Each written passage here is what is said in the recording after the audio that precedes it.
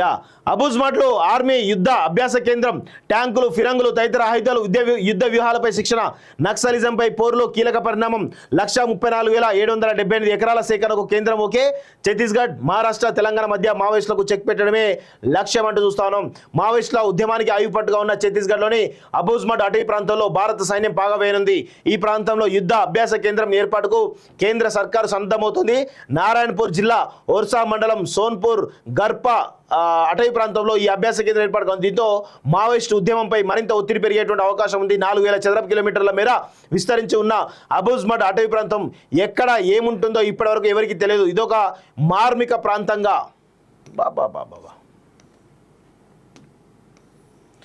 గుర్తింపు పొందింది. గోండు భాషలో అబూజ్ అంటే రహస్యమైనటువంటి మార్మిక కొండలు కలిగిన ప్రాంతమని అర్థం. ఇలాంటి దట్టమైనటువంటి అడవిని, కొండలను కేంద్ర స్థానంగా చేసుకొని మావోయిస్టు పార్టీ ఇక్కడ సమాంతరమైనటువంటి ప్రభుత్వం నడుపుతుంది. ఈ ప్రాంతంలో ప్రభుత్వ అధికారుల జాడ ఉండదు. అలాంటి అబూజ్మాట్లో ఈ ఏడాది ఛత్తీస్గఢ్, మహారాష్ట్ర ప్రభుత్వాలు ప్రత్యేక పోలీస్ స్థావరాలు ఏర్పాటు చేసి ఆపరేషన్ కగార్ పేరుతో మావోయిస్టులపై పైచేయి సాధిస్తూ వస్తా ఉన్నాయి. సైనిక యుద్ధ అభ్యాసాల కోసం గుర్తించిన స్థలం కూడా ఛత్తీస్గఢ్, మహారాష్ట్ర మధ్య మావోయిస్టులు గట్టిపట్టిన ప్రాంతానికి మధ్యలో ఉండడం గమనార్హం. కేంద్ర ప్రభుత్వం ఈ యుద్ధ అభ్యాస కేంద్రానికి అనుమతి ఇవ్వడం ద్వారా నక్సలైట్ల ఏర్వేత ఆపరేషన్లో దూకుడుగా వెళ్తున్న పోలీస్ బలాలకు మరింత చేయూతనిచ్చినట్లు అవుతుందని భావిస్తున్నారు. సైనికులు యుద్ధ అభ్యాసం కోసం ఈ శిబిరంలో పాల్గొంటారే తప్ప నక్సలైట్ల ఏర్వేతకు దీనికి సంబంధం లేదని ఇంటెలిజెన్స్ వర్గాలు చెబుతున్నప్పటికీ స్థావరం ఏర్పాటు వల్ల 4 అంచెల రక్షణ వ్యవస్థలు అందుబాటులోకి వస్తాయని నిపుణులు చెబుతున్నారు. తద్వారా ఛత్తీస్గఢ్, మహారాష్ట్ర, తెలంగాణ, ఆంధ్రప్రదేశ్ సరిహద్దుల్లో నక్సలైట్ల ఏరివేత మరింత సులభతరం అవుతుందని పేర్కొంటున్నారు. ఇక్కడ యుద్ధ అభ్యాస కేంద్రం ఏర్పాటు చేయాలన్న ప్రతిపాదన 2017లోనే తెరపైకి వచ్చింది. అప్పట్లో ఆదిలాబాద్, ఆసిఫాబాద్, మంచిర్యాల, గడ్చిరోలి తదితర జిల్లాలో విస్తృతంగా పర్యటించి సర్వేలు కూడా జరిపారు. మహారాష్ట్ర, ఛత్తీస్గఢ్లో ఏరియల్ సర్వేలు కూడా చేపట్టారు. ఇటీవల కేంద్ర పర్యావరణ శాఖ గ్రీన్ సిగ్నల్ ఇవ్వడంతో త్వరలోనే భూసేకరణ ప్రారంభించే అవకాశాలున్నాయని సమాచారం. సో యుద్ధాభ్యాస కేంద్రానికి 1.34 లక్షల ఎకరాల భూమి కోసం ప్రయత్నం చేస్తున్నట్టు తెలుస్తోంది. సో ఇక్కడ చాలా క్లియర్గా నక్సలైట్లను ఏరివేత కార్యక్రమంలో భాగంగా కేంద్ర ప్రభుత్వం చాలా సీరియస్ ప్రయత్నాలు చేస్తోంది.